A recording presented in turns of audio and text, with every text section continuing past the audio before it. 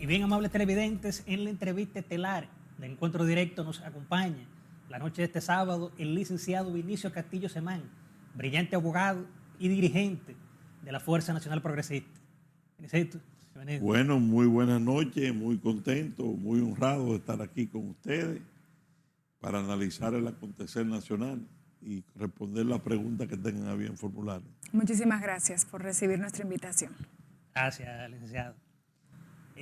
Vinicio, un tema protagónico de la semana y de varios días en adelante es el caso Calamar, que involucra exfuncionarios del pasado gobierno, pero en esta misma semana vimos declaraciones hasta del propio Danilo hablando como de persecución política. ¿Esa es su opinión al respecto sobre este espinoso caso? Mira, eso es una falacia.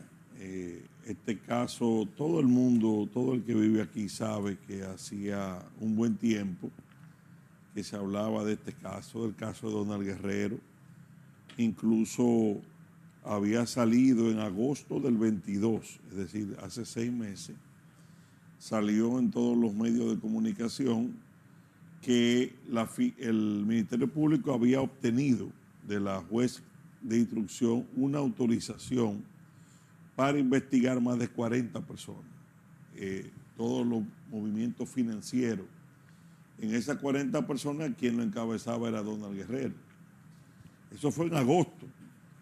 Todo el mundo sabe que la investigación financiera en bancos, tanto nacionales como internacionales, tarda un tiempo.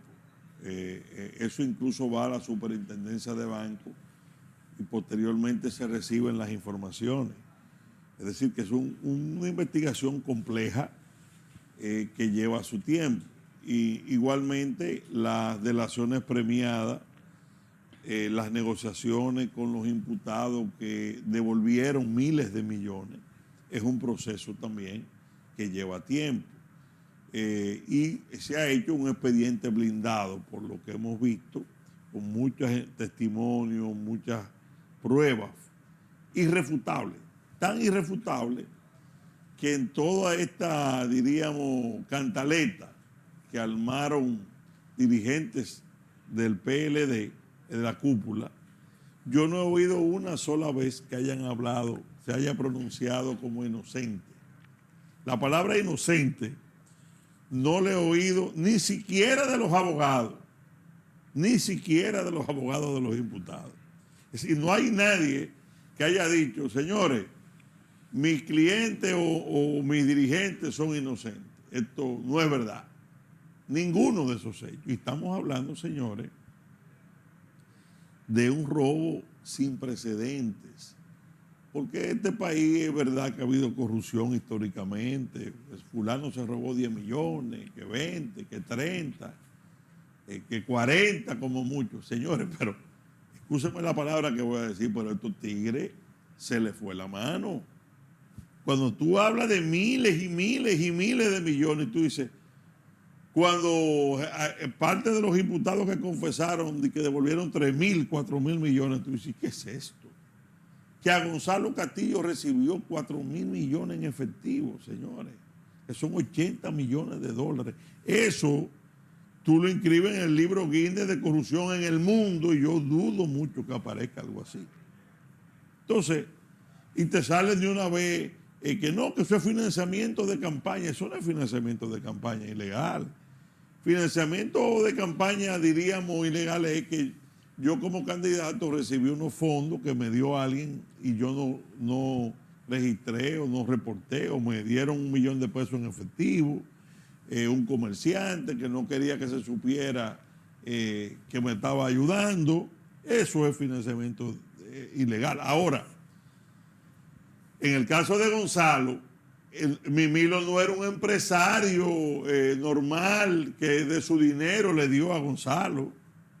Lo que está en el expediente es que se autorizaban retiros de miles de millones con camiones del Banco de Reserva para llevárselo a Gonzalo. Es decir, él era parte de una trama de, diríamos, de defraudación del Estado. Y yo quiero ser lo más justo posible en esto. Yo creo que Gonzalo, de los que están presos, de los pejes gordos que están presos, fue, diríamos, el que más se dejó utilizar de Danilo Medina, instrumental.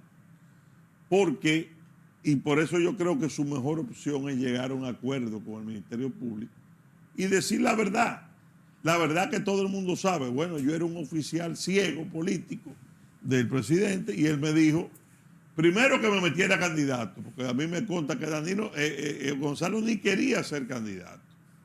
Eso lo metió Danilo ahí para robarle la convención a Leonel. Y ahora se sabe cómo fue que se la robaron, robándole al Estado miles de millones. Entonces, yo creo que a él le conviene pedirle perdón al país y hablar la verdad, que él fue parte de una trama. Ahora, obviamente, ¿cómo tú distingues si te llevan 4.000 millones de pesos? ¿Cuánto era para campaña y cuánto era para tu bolsillo? Porque no hay distinción con eso. En el caso de mi amigo, de mi ex amigo, que no me alegro en lo personal de lo que le está pasando, José Ramón Peralta, fue otro caso penosísimo. Muchacho que yo lo conocí desde joven, muy joven. El día que a José Ramón lo nombró Danilo, ministro de la presidencia, yo acababa de librar la batalla electoral y había sido uno de los jefes de campaña fundamentales de Danilo. Yo recuerdo que él estaba muy contento, pero sorprendido, porque parece que Danilo no le había dicho que lo iba a nombrar ministro administrativo. Y yo le dije, hermano, lo vengo a felicitar y a advertirte, el 80% de los hombres que se han sentado en ese sillón han caído presos. Y empecé a mencionarle, mira, cayó preso de Andino, cayó preso Simón Lizardo, cayó preso Flores Estrella. Le mencioné como 8. Ten cuidado, porque vas a manejar mucho dinero. No te aloques, textualmente, no te aloques. Haz el bien a todo el mundo y haz las cosas bien, pero todo lo contrario. Se puso loco. El funcionario más prepotente y vivía riéndose y que esto, míralo ahí. ¿Qué te indica? Que el poder es una sombra pasajera. Por más poder que tú te crees que tenga, tu destino a la cárcel puede estar ahí a distancia y tú no lo ves.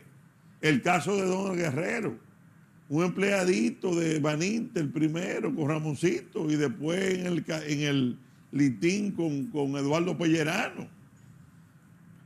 Llega miles de millones, un emporio en Puerto Rico, la cosa, óyeme, una barbaridad. Ese caso es indefendible. Y fíjate si la acusación de persecución política es tan grave hasta para los propios imputados, que ellos ahora quieren buscar la libertad, diciendo que ellos no se van a fugar. Esa es su defensa.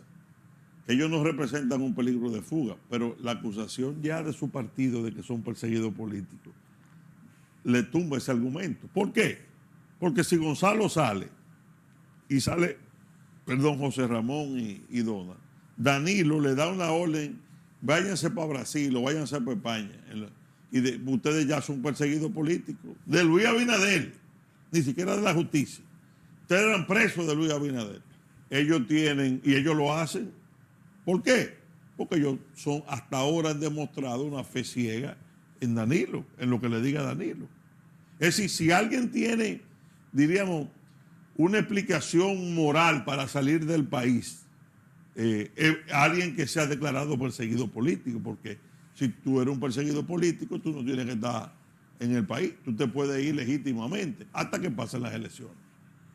Ahí ves qué pasa, si lo pueden sacar del poder y pueden la magistrada Miriam Germán y Jenny Berenice irse de la Procuraduría y ellos ver cómo pueden hacer un chanchullo. ¿Qué pasa? Ellos no tienen defensa del expediente. ¿Cuál es la teoría de ellos? La misma de una parte de la cúpula del PLD. Porque a mí me da pena mi amigo Abel Martínez, que está en una situación difícil. porque Abel lo que estaba era formando su propio liderazgo. Lo que debe estar el PLD, buscando votos, porque aquí hay elecciones en un año. Pero Danilo, que se siente que lo pueden ir a trancar en cualquier momento, lo llama a todo y lo mete en esta situación. Entonces, ¿qué hacen ellos? Bueno, la teoría de ustedes vieron la serie de Pablo Escobar Gaviria y los extraditables. Una parte, sí. ¿Cuál fue la respuesta cuando llegó la extradición, que era lo que ellos le temían, los narcos, los famosos extraditables para los Estados Unidos? El gobierno me está persiguiendo. Vamos a hacer desestabilizar Colombia. Guardando la distancia. Pero justamente... Entonces, ¿qué hacen ellos? Si vamos a la ingobernabilidad, vamos a crear un estado de crisis en el país, vamos a ir a un abril del 84.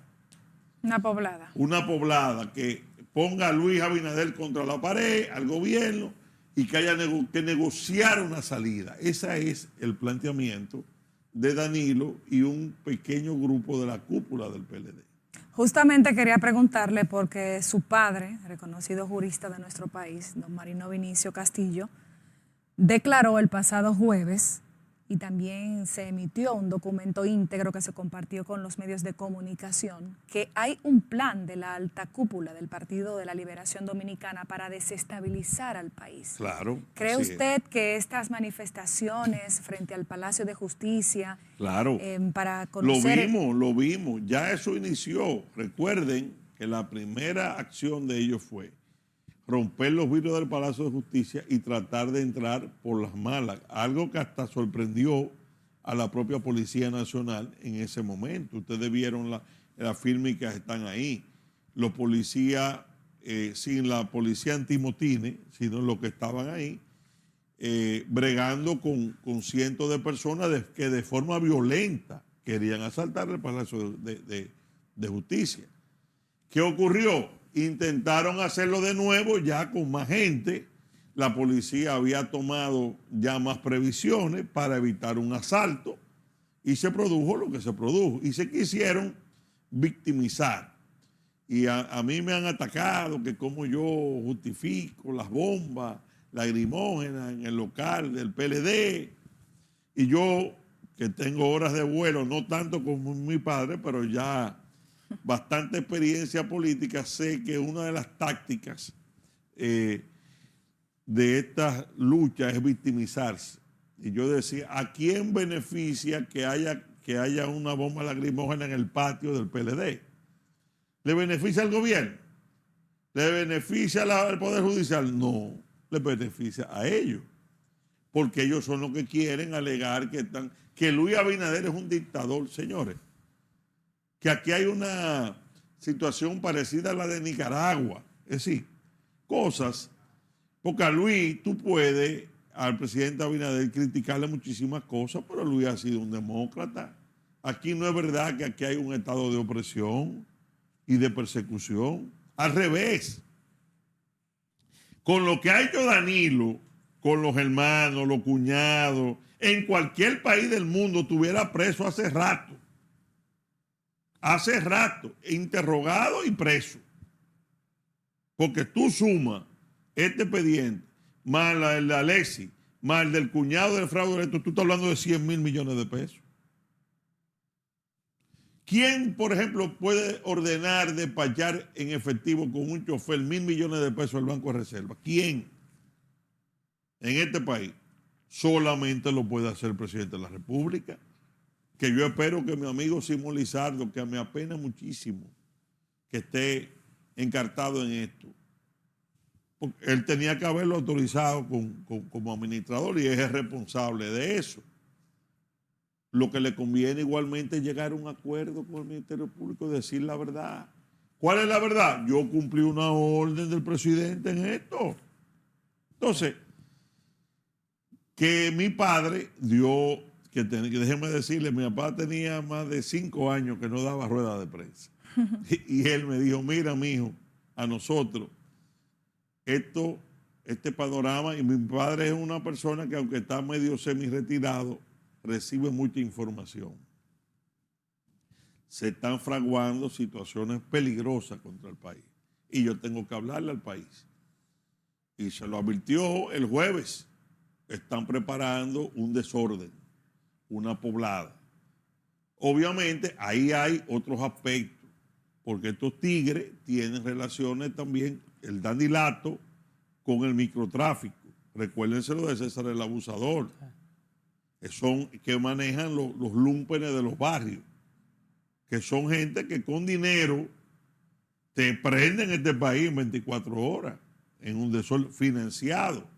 Para ese grupo que está preso ahí y para los que están fuera, reunirte 100 o 200 millones de pesos, como tomarse ese cafecito ahí y tirarlo ahí a crear problemas. Y evidentemente también hay sectores que no son del PLD que le podría interesar por otros motivos que se arme un rebú. ¿Entiendes? Porque si hay una poblada, hay una situación tipo el 84, la misma reelección de Luis puede estar en juego en términos internos. Y hay gente que le puede interesar eso, que Luis no vaya internamente. Entonces, hay muchas aristas ahí peligrosísimas que hay que observar. Bien, licenciado, con su permiso y de los amables televidentes, nos vamos a una pausa comercial y en breve regresamos con la entrevista estelar de Encuentro Directo. Seguimos conversando en este encuentro directo con el licenciado Vinicio Castillo Semán sobre temas de actualidad que están en el huracán de la opinión pública y en la mirilla de todos los dominicanos. Licenciado, hablábamos del caso Calamar y me pregunto si el presidente de Estados Unidos, Joe Biden, está atento a esos procesos, no solamente al Calamar, sino a todos esos procesos judiciales abiertos como el Antipulpo, el Coral 5G. Yo no creo porque elogió al presidente Luis Abinader y las acciones del gobierno dominicano para enfrentar la corrupción. Mi interpretación es la siguiente. No creo que el presidente de Estados Unidos esté atento a los detalles de lo que está pasando aquí. Sin embargo, cuando el presidente de Estados Unidos le lleva un reporte que aquí se robaron en un solo caso casi 20 mil millones de pesos, óyeme, tiene que haber brincado. Porque, Biden debe recibir informe, el presidente Biden, de corrupción en muchísimos países pero tú puedes estar seguro que ninguno tiene esos montos. Es decir, esos son montos que un candidato presidencial recibió 4 mil millones en efectivo, que un chofer salió de un banco del Estado con 1.000 millones y 10 camiones de cuarto. Óyeme, son cosas que me imagino que al presidente Biden o al Departamento de Estado deben haberle pasado y sobre todo en el caso del expediente Calamar, no olvidemos que Donald Guerrero, que es uno de los cabecillas de ese caso, tiene un emporio en Puerto Rico que tiene bajo la hegemonía y bajo la supervisión ahora de la justicia norteamericana, del FBI y de todos los organismos de investigación de los Estados Unidos que van a colaborar en esa investigación conforme a los tratados internacionales de cooperación. Es decir, este es un caso que tiene una ramificación con los Estados Unidos, con el caso de Donald Guerrero. Sí, de hecho salió el gobernador de Puerto Rico para ponerse a la disposición. Entonces es algo que tiene una dimensión internacional también. Pero lo que te digo, yo me imagino que Biden debe haber dicho, pero es que no puede ser, 20 mil millones. ¿Son cuántos millones de dólares? Son 300 millones, 400 millones de dólares. Exacto. Señores, eso son cosas que tú te pones a ver en la historia de América y del mundo que no existen. No existen. Tú ves que a Pinochet, que manejó Chile, que le agarraron 4 millones de dólares, que sé yo, así, tú te pones a buscar mandatarios que lo han procesado. Tú estás hablando de Chelito. El cuñado de Danilo en el fraude eléctrico tiene nada más aquí en un banco local 3 mil millones congelados, líquidos, 3 mil millones. Es decir, es un poder económico, gente que no tenía un peso, ni con KKS muerto. Entonces, ¿en base a qué? A la pobreza de este país, porque todos esos cuartos, nadie se crea que fue que salió del aire. Ese dinero, esos cientos de miles de millones que se los robaron a los pobres de este país que están pasando trabajo, porque ese dinero debió de ir a otras, con otros usos y a un uso correcto de esos recursos que son públicos. Ahora, Vinicito, en este caso un expediente voluminoso, 1000 y pico de páginas. 2000 y pico. Exacto. La medida de coerción nada más. 2150 era, 120. ¿Tú crees que en ese sentido el expresidente Danilo Medina de ese ya llamado? Pero fíjate qué pasa con Danilo. Hay gente que me dice, a veces que tú eres muy duro, que tú tienes odio. Dios, no, yo no tengo nada de eso. Cuando él viene y dice que tiene cáncer, ¿verdad?, de la próstata, el primero que se solidarizó con él fui yo, que he sido su adversario duro por todas las inconductas y la podredumbre en la que degeneró, porque en gran modo yo fui uno de los culpables de haberlo llevado a la presidencia. Pues yo me fajé por él, pero yo me fajé por el Danilo moralista. ¿Tú me entiendes? El Danilo que decía que iba a corregir las cosas malas del gobierno de Leonel, no el bandido que salió junto con la familia. ¿Tú me entiendes? Entonces, pero toda esa dureza, cuando tú recibes la información de que puede ser tu peor adversario, está enfermo, y más con un tema de cáncer, aunque no sea letal, lo lógico es tú dejar una pausa. Y lo dije, señores, Danilo, que se recupere, que se vaya a tratar, bueno, todo el mundo se puso en ese canal. El presidente Abinader, el presidente Leonel Fernández. Bueno. Pero ¿qué pasa? Que 72 horas después, ¿qué hace un hombre que está enfermo de cáncer, que acaba de llegar? O se va para su casa tranquilo, sin estrés, porque una de las cosas que más el cáncer lo afecta es el estrés, o coge un avión, ya es la informante del país, y te interna, o va tranquilo a empezar una quimioterapia. Eso era. Y le dejo el PLD a Francisco Javier y a Abel. Bueno, muchachos, yo estoy enfermo, resuelvan ustedes, yo me voy a pasar 8 meses fuera y ustedes conduzcan al partido en mi ausencia y voy a ver que Dios me premie para yo salir de esto. No, el hombre enfermo de cáncer coge por un meeting a discursiar y acabar con Miriam Germán y acabar con el Ministerio Público y a mandar una turba al Palacio de Justicia. Espérate. Y a mandar a prenderle que el país entre en un estado de ingobernabilidad. Espérate. Entonces, vamos a enfrentarte. Pues tú lo que estás es en otra cosa. Eso no es el comportamiento de un hombre que está enfermo, que merece la compasión humana de todos los dominicanos. O incluso, hasta a pesar de ser el culpable, porque nada de eso que ustedes están viendo pudo haber pasado sin la orden de él. Pero si está enfermo, ya, él tiene más de 70 años, déjenlo tranquilo y que él deje que ese PLD se pueda renovar. ¿Tú entiendes?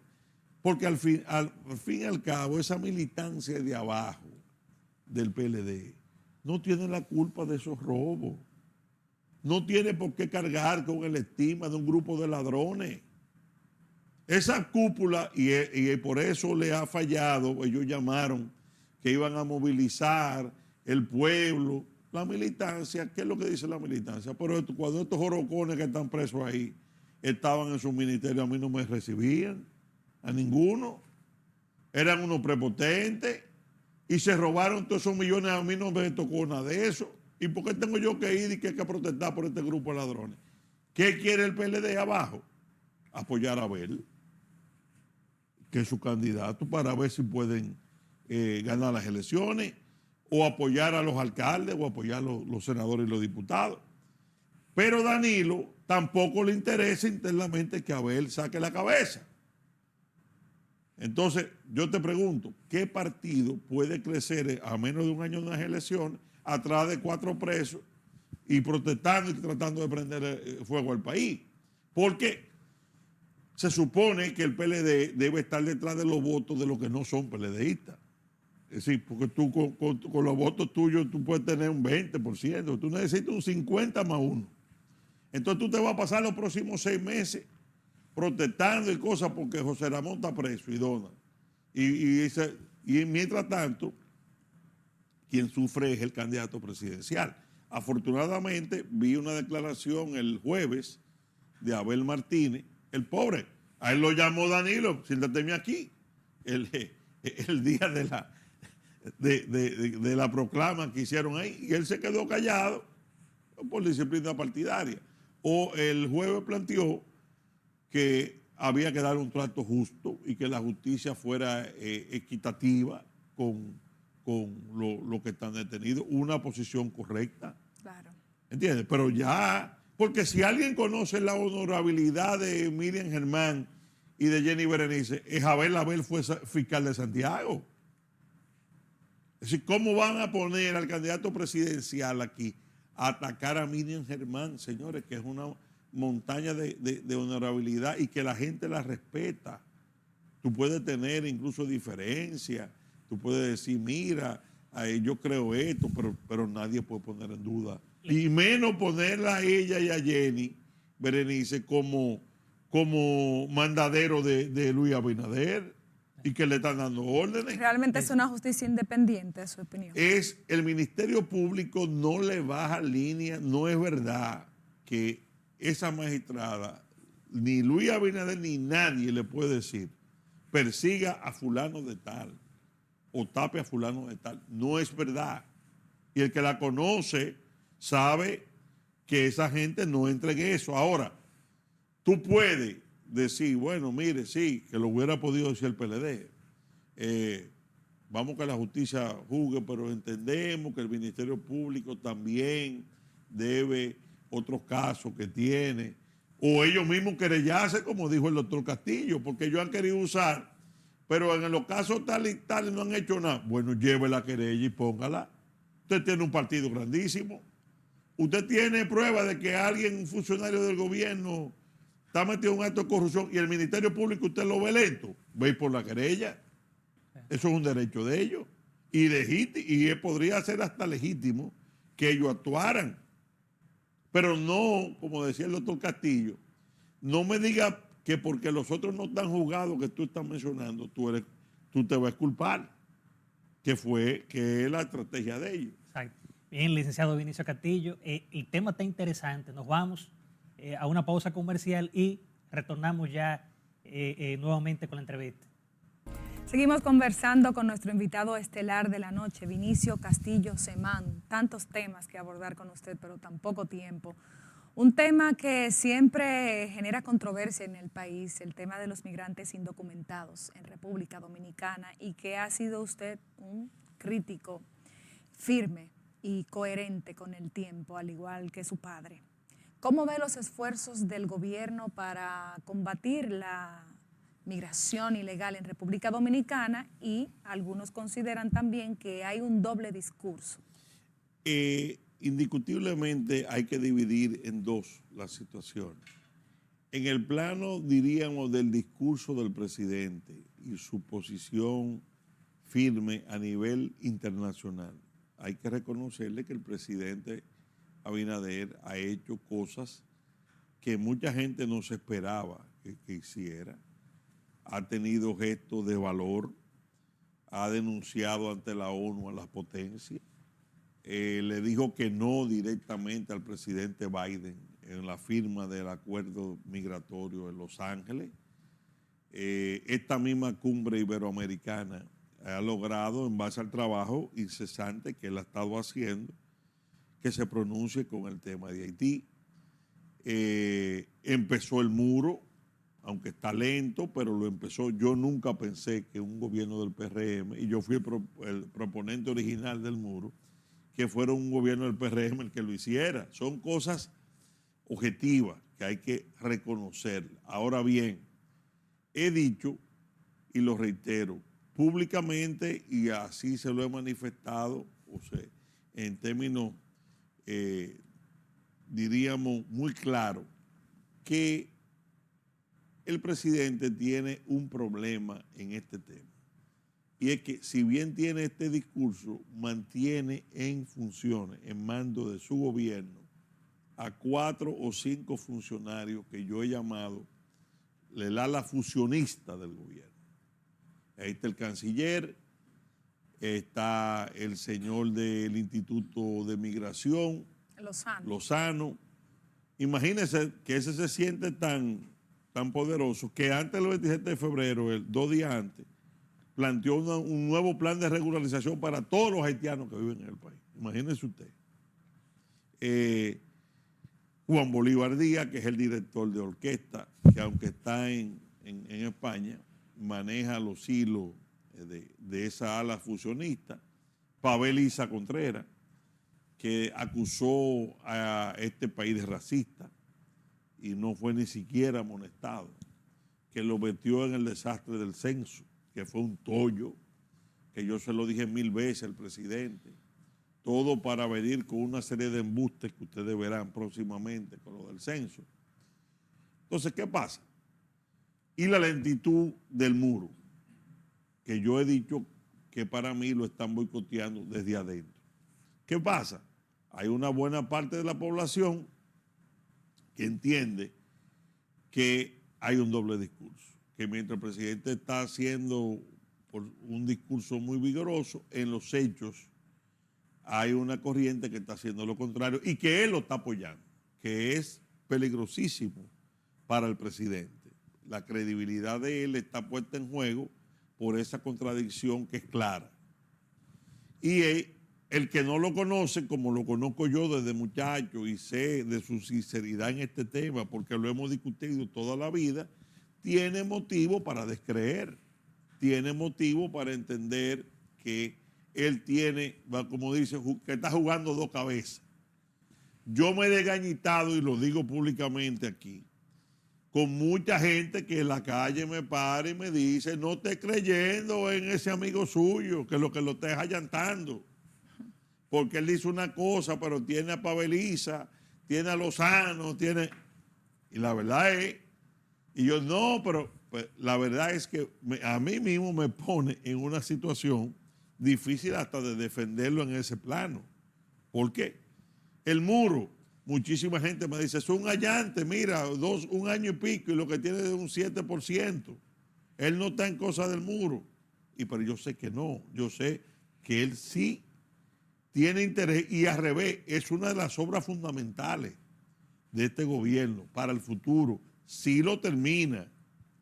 Porque si esto se queda así, parece, porque yo dije, lo dije en un programa y lo repito hoy, el amigo Héctor Ten, que es uno de los contratistas importantes, un hombre muy serio, muy respetable, me envió un video y realmente ellos están trabajando mucho y supuestamente va a estar en mayo.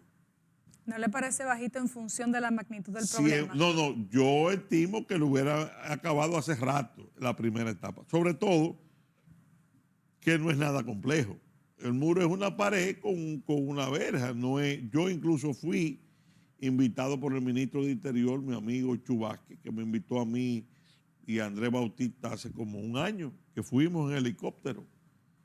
Y yo vi el muro, me lo encontré bajito,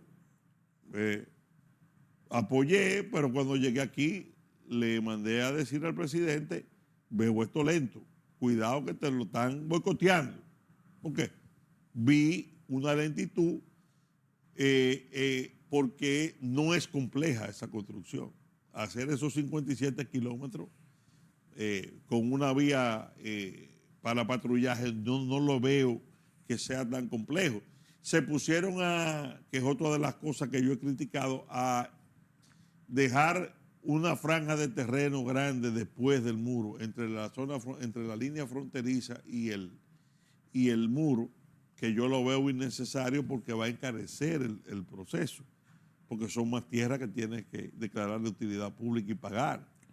Yo creo que se debió de dejar una franja de 60 metros para que hubiera una amortiguación entre el muro y la línea fronteriza. Pero yo no tengo duda de la sinceridad, que él ha querido hacer las cosas, pero hay muchas fuerzas internas operando adentro, que no quieren, porque lo que te digo, para un gobierno del PRM, señores, el muro, eso es un pulgante ricino de 55 galones. Porque ustedes recordarán cuando yo lo propuse, a mí me quisieron freír en alquitrán. Parece una idea descabellada. No. El pueblo me apoyó. Negar. El pueblo me apoyó siempre, desde que yo lo Claro. planteé. Pero incluyendo el PLD, que era mi aliado y amigo en ese momento, Danilo, no habíamos distanciado, entró en pánico en el Palacio, yo me recuerdo, que Montalvo hicieron una rueda de prensa en el Orlando Martínez para desligarse de esa propuesta de ese aliado, que ellos no tenían nada que ver. El mismo presidente Fernández nunca me respaldó con lo del muro, mi aliado. Ahora, gracias a Dios, sí, cuando el presidente Abinader lo empezó, ya ha dicho que es una necesidad, que es una gran cosa.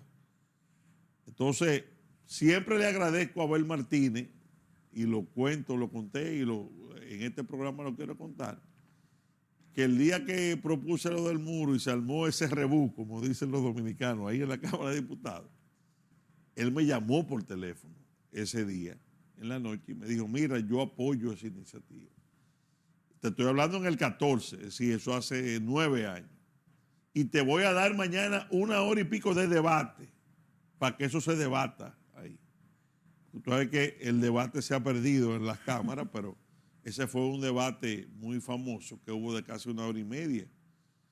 Y él hizo lo que pudo, convocaron a las Fuerzas Armadas, nos mandó 10 diputados a la frontera, pero no podía contrariar tampoco a Danilo. Claro. Al final no lo aprobaron y se quedó engavetado en una comisión ahí de frontera.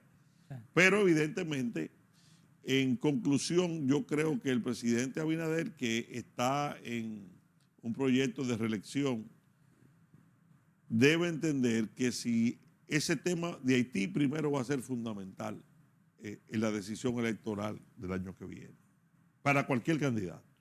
El candidato que el pueblo vea flojo o que lo vea jugando cabeza con este tema, le va a ir mal. Y yo creo que él tiene tiempo suficiente para reordenar su gobierno internamente y ese clan fusionista sacarlo del gobierno. Yo creo que con eso le daría al país una seguridad de que realmente el asunto va en serio, que no es un tema de discurso solamente, como yo lo veo. Bien, licenciado Vinicio Castillo, ha sido un honor haberlo tenido en el programa. Bueno, el honor ha sido para mí, muy contento, María y Ramón, y creo que pudimos... Y yo siempre digo que ustedes siempre dejan la pista caliente. Analizar la situación. Bueno, es que las circunstancias están calientes, ¿no? Es decir, como dice el pueblo, el horno no está para galletitas. Así es. Gracias, licenciado. Un placer. Buenas noches. Bien, amables televidentes, nos vamos a una pausa y regresamos ya a la rectica final de Encuentro Directo.